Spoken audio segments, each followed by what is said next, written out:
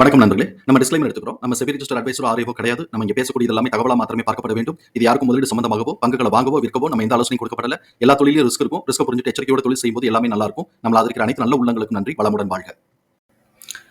வணக்கம் நண்பர்களே. 2025-26க்கான Q2 result announce பண்ணியிருக்காங்க. அந்த வரிசையில இப்ப நம்ம பார்க்கக்கூடியது Ujjivan small finance bank. Subsequent குவார்ட்டருக்கும் சரி 2025-26க்கும் என்ன வாய்ப்பு இருக்குங்கிறதுக்கான ஒரு தேடுதல் முயற்சி.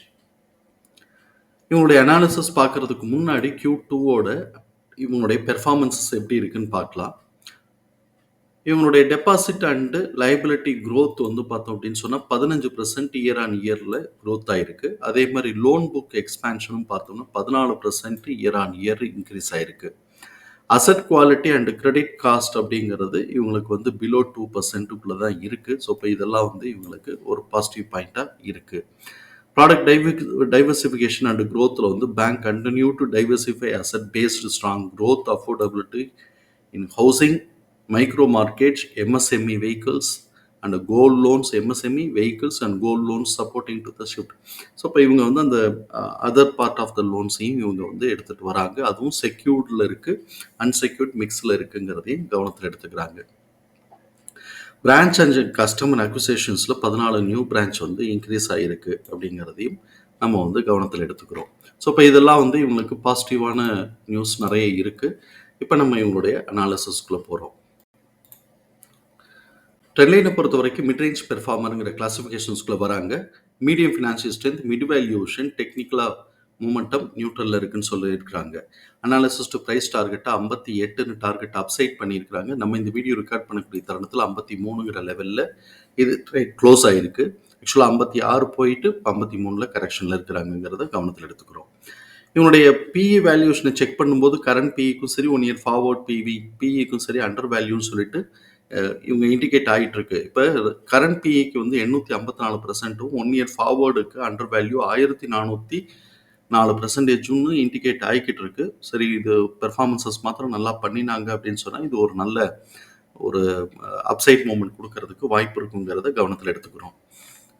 இவங்களுடைய ஃபண்டமெண்டல் கீ மெட்ரிக்ஸில் வரும்போது adequate level of liquidity position maintain பண்ணுறாங்க, ஹை ரேட் ஆஃப் ரிட்டர்ன் எடுக்கிறாங்க, டெப்ட் டு ஈக்விட்டி வித் இந்த தியரட்டிக்கல் லிமிட்டில் இருக்குது. பிஇ நம்மளை பொறுத்த வரைக்கும் எக்ஸ்பென்சிவ் வேல்யூஷனுக்கு டர்ன் ஆயிருக்கு. பிபிஐ பொறுத்த வரைக்கும் சப்சிக்வெண்ட்டாக க்ரோத்துக்கான ஆப்பர்ச்சுனிட்டி இருக்குது. அதே சமயத்தில் பீட்டா ஸ்கோர் 1.13 அப்படிங்கிறதுனால ஹை வாலட்டிலிட்டிங்கிறதையும் கவனத்தில் எடுத்துக்கிறோம். ட்ரெண்ட்லைனில் பார்ட்டிசிபேட் பண்ணக்கூடிய அனாலிசிஸுடைய ஃபோர்காஸ்ட் எப்படி இருக்குன்னு பார்க்கலாம். ரெவென்யூ ஃபோர்காஸ்ட் ஆனுவலைஸ்டாக 10% க்ரோத்துக்கான ஆப்பர்ச்சுனிட்டி இருக்குது. அதே மாதிரி ரெவென்யூ ஃபோர்காஸ்ட் குவார்ட்டர்லின்னு பார்க்கும்போது 10% க்ரோத்துக்கான ஆப்பர்ச்சுனிட்டி இருக்குன்னு எதிர்பார்க்குறாங்க. இபிஎஸ் உடைய ஃபோர்காஸ்ட் ஆனுவலைஸ்டாக 8.4% குறைய வாய்ப்பு இருக்குன்னு சொல்லிட்டு எதிர்பார்க்குறாங்க. ஆனாலும் கன்சல்டன்ஸ் ரெக்கமெண்டேஷன்ஸில் ஸ்ட்ராங் பைன்னு கொடுத்துருக்குறாங்க. 16 அனாலிசிஸ் ரெக்கமெண்டேஷன்ஸில் இருக்குது. இவங்களுடைய குவார்ட்டர்லி பெர்ஃபார்மன்ஸஸ் பார்க்கும்போது இயர் ஆன் இயர் கம்பேரிசன்கிறது செப்டம்பர் 2025, செப்டம்பர் 2024 கம்பேர் பண்ணும்போது குவார்ட்டர்லி ரெவென்யூ 6% இன்க்ரீஸ் ஆயிருக்கு. ஆனால் குவார்ட்டர்லி நெட் ப்ராஃபிட் 47.8% குறைஞ்சு போயிருக்கு.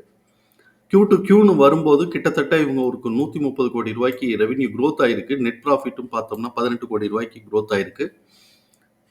18 கோடி ரூபா க்ரோத் ஆகி 121ன்னு நெட் ப்ராஃபிட் இருக்குது. இபிஎஸ் வந்து 0.6 இருக்குது. இது போன தடவை காட்டிலும் 0.1 கூட. இபிஎஸோட டிடிஎம் பார்த்தோம் அப்படின்னு சொன்னால் டிக்ரீஸ் ட்ரெண்டில் இருக்குது. அப்போ இது வந்து கரெக்ஷனில் தானே லீட் எடுக்கணும் அப்படின்னு சொல்லி நம்ம பார்க்குறோம். ஏன்னா கிளியர் கட்டாக டிக்ரீஸ் ட்ரெண்டில் இருக்குது. அது கரெக்ஷனில் லீட் எடுக்கணும்னு பார்க்குறோம்.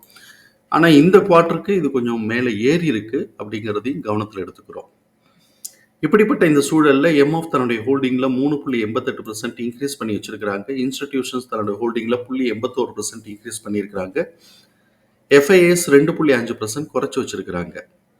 இவங்களுடைய கிராஸ் என்பிஏன்னு பார்க்கும்போது 2.45 லெஸ் தென் 3ங்கிறதுனால இது நமக்கு வந்து நல்ல அட்வான்டேஜில் இருக்கக்கூடிய ஸ்டாக் தான். இவங்களுடைய இபிஎஸ் தகவல்களை நம்மளுடைய எக்ஸல் ஃபார்மேட்டில் நம்ம போட்டிருக்கிறோம். நம்ம இங்கே கவனிக்கக்கூடியது book value 30.40, fair price 37.90, current price 53.10, fair price current ப்ரைஸோட ரேஷியோ 1.40ன்னு இருக்குது.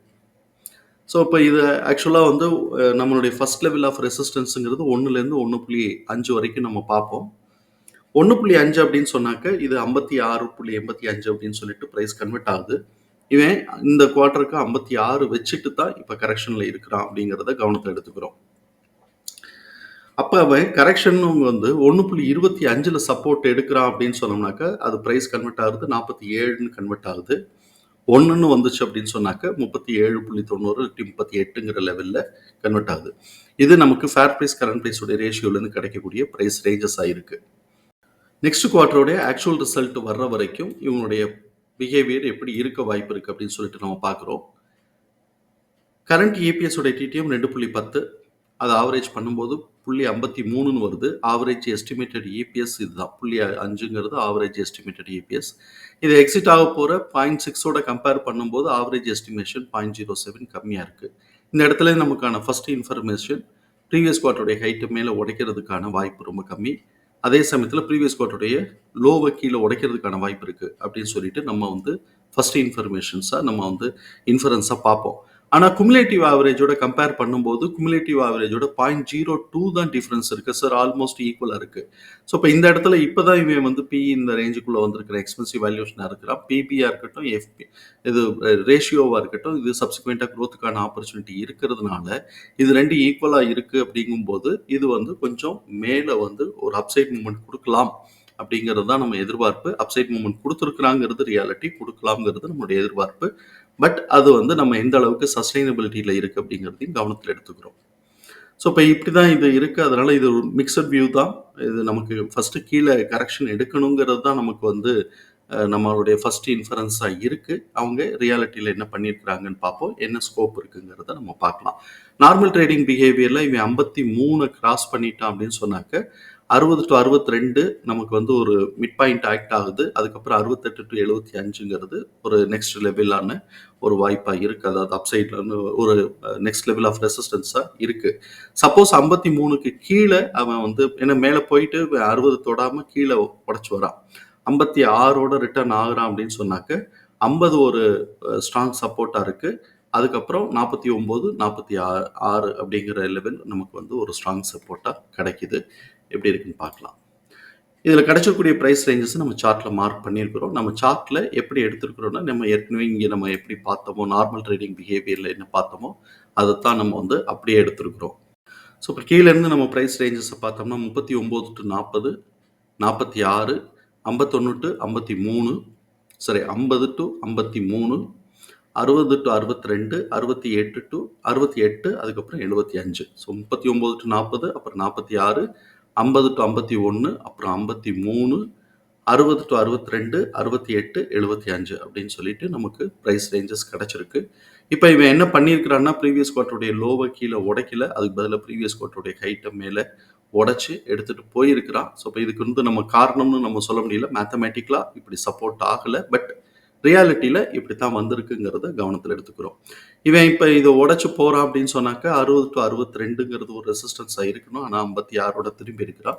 அப்படி 56ஓட திரும்புறதும் நமக்கு இந்த குவார்ட்டர்லியோட ரிசல்ட்டை பேஸ் பண்ணி தான் அப்படி திரும்பி இருக்குங்கிறதையும் கவனத்தில் எடுத்து சப்சிக்வெண்ட் குவார்ட்டரில் இவங்களுடைய பெர்ஃபார்மன்ஸஸ் நல்லா இருக்கக்கூடிய பட்சத்தில் இது வந்து மேலே போகுது அப்படின்னு சொன்னால் நம்ம 60 to 62, 68, 75 இதெல்லாம் நம்ம இப்போ இருக்கக்கூடிய நிலையில் இந்த ப்ரைஸ்லலாம் ரெசிஸ்டன்ஸுக்கான வாய்ப்பு இருக்குங்கிறத கவனத்தில் எடுத்துக்கிறோம்.